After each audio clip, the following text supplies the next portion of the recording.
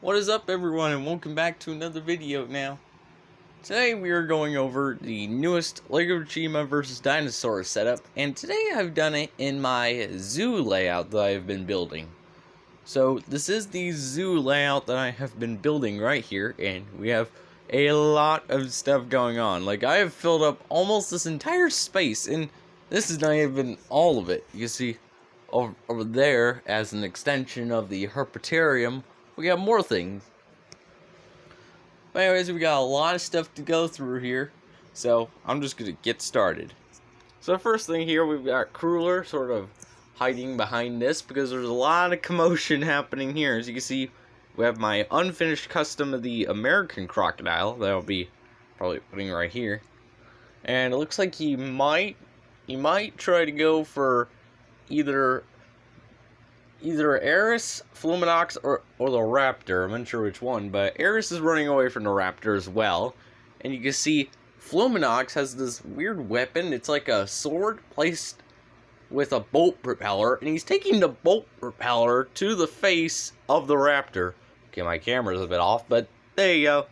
See, he's taking it to the face of the Raptor, and yeah, that's probably a painful injury right there. Coming over here, we have my camera movement's not exactly the way I'm viewing it. Like, I'm viewing it from over here. Yeah, the camera's more viewing it over here. Okay, well, we got Laval here. He has successfully pushed off the Ceratosaurus, and if you look, he's in a shark enclosure. Yep, there's a hammerhead probably coming up to eat him now, and he's probably going to take advantage of the snack that can't swim. Here we have Leonex, who's sort of running away from a Baryonyx. I actually don't think I've... Oh, I think I did actually feature the Baryonyx. I believe it was in the first setup. I can't remember. I'll have to go back and look, but I believe I have featured him in the setup once before, just never doing something like this. Like, I believe he was getting an arrow blade shoved down his throat in that one. But anyways, here he is. He's sort of chasing after Leonex. And then over here we have just like what's basically a war zone going on here. Because we got a bunch of stuff. So going up here first, we have Boom Boom, who is slicing Delta in the side. Down here we have a little cat and mouse game between Grimlo, I believe, and a Dilophosaur. And then this part's pretty cool. You have the Tarbosaurus, really cool figure now.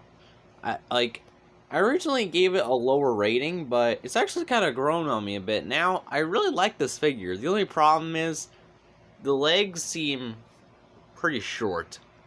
At least compared to like the body and the feet, because the feet are really big, and then the legs look kind of short compared to the body. But otherwise, great figure. Definitely recommend you go pick this guy up. I think he can still be found at Walmart. I'm not sure if they still have him, but the last time I checked, he was there. So, if you want to, you can actually go out and get this figure if you want. And we got a bunch of people who are just sort of getting out of the way. Like, you see the custom spiders running. You got Igor, who's been knocked aside. Then if we go over here, you can see this is sort of an homage to the first one we did. I think it was in the first one, but remember Delta had her foot on the Fire Warriors? Well, regular Warriors is getting some revenge on that, so he's put this on her top jaw, which basically keeps her bottom jaw from closing in all the way, and he's taking a machete to her side, so he's getting a little revenge for last episode. And you can see all the red around Juarez. Like, it works so well. You can also see this piece, which I think considering all the red on the floor, that Sabretooth might be dead. I'm not sure. But you can see Razor tried to get out of the way, and he couldn't. So he's just sort of hooking his hook onto one of the Tarbosaurus' teeth, hoping to just hold on.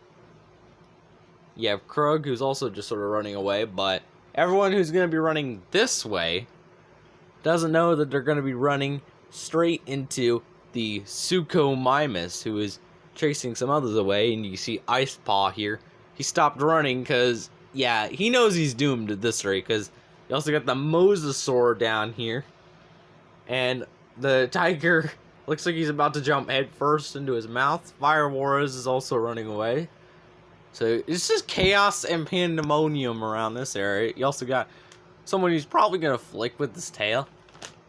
You got the crocodile assassin over there, because one of his swords got stolen by Echo, and it seems that in all of the setups we have, Cybers always seems to be someone who fights back. So we got some of that here in the setup, but also General Arg the alligator, he doesn't back down from a fight, and so he's taking both of his weapons to Echo. Then this part's pretty cool. I'm not exactly sure how Trite got up here, but he was first stabbed with a trident, and now Sir Fangar is on his head, and he's about to take a Valius sword to him. And, oh yeah, we need to go high for this one. You see down there, the Sticky has actually been killed by the white tiger we have in here, so we've got some of the animals that are sort of doing stuff. And as well as, like, over here we have Batswana being cornered by the wolf. And there's a phoenix down there. You can kind of see the wings. Ah, man. There's too much shadows down here, but he is there. Then if we go up there, you can see Windra she's basically utilizing something in the environment. She's taking a fence piece to the leg of the Jurassic Park 3 raptor, which I added a bit more customization to make him look a little more movie accurate. Then here you got an unstable bridge with Eris and Scar about to fall off. You have Leonidas slashing the other raptor in the leg. A lot of people are either fighting or running away in this setup. You had the basic Indoraptors just sort of prowling around. Then if we go over here, you can see like a band of like survivors right here are just like holding their own against the Metrocanthosaurus, Leadfoot Velociraptor, and a unfinished custom of the Ultimasaurus. So yeah, the Ultimasaurus right here. I still have to add some touches to him. You can see he still got some sculpting material is still exposed. But still, he is almost ready. Like, I just need to add some more paint apps and he's done. So, prepare to see a video on him. As well as another custom that I'll be working on. Because I currently have it in development. I just need to get more paint for it. But in the meantime, we have this, like, band of survivors down here. Just sort of getting ready to fend off dinosaurs. Jesus. And then now we need to go over here to the reptile house, because you can see it is chaos and pandemonium here. You can't even really see the Indoraptor because it's so dark on this, but you can see Alice the alligator is running away from the Giganotosaurus. I know he's only got 2 fingers, but the figure works well as a Giganotosaurus. Besides that, like, the size is great when you compare it to the Mattel T-Rexes. The head is different. It looks faster and sleeker than the T-Rex. It just works so well as a Giganotosaurus. Then you got the Sarcosuchus back there. Another brilliant figure if you can find that one. I highly recommend you get this one.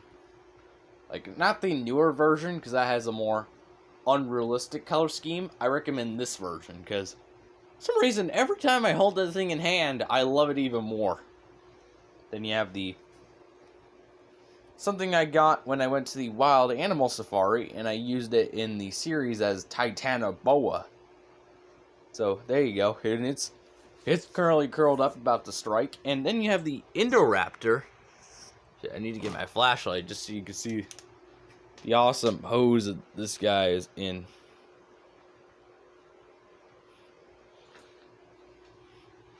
This does not do this thing justice. There you go. Look at him just prowling around in that pose. It looks so great. I accidentally got him into that pose, and I thought, yeah, that's how I'm probably going to display him. But the pose works really well here, because it looks like he's coming around to cut Alice's path off. And so, let's face it, she's screwed either way. She's not getting out of there. Now, a fun fact about the Giganotosaurus here. It was actually an original creation for Jurassic Park Return of the Dinosaurs. But then, I saw some updates on Jurassic World Dominion, and I saw that the Giganotosaurus was basically confirmed to be in that movie. So, I basically predicted something that was going to be in Dominion. So, praise to me, I guess. Like, I just added it to the series. I didn't think that the directors were actually going to add Giganotosaurus to the movie. And that gives me really hype, because I'm wondering what they'll do with him. And you may be saying, this is not your original Giganotosaurus. I know it's not.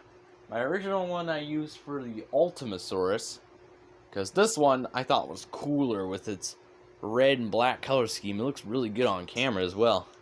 And it's got working electronics.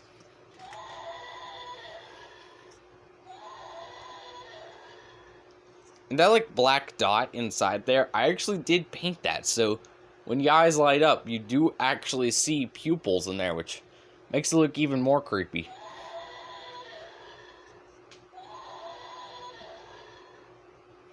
But that's it, people. And I forgot to mention one thing. You can see the Ultimasaurus is eating King Cromnus as well. And I think he's really one of the only people that are actually dying in here. Like, I think him, the Sticky, and that Sabretooth are basically the only ones who are actually dead. Everyone else is either fighting, running away, or about to die. So guys, this has been our Legends of Chima vs. Dinosaurs video. I will see you in the next one.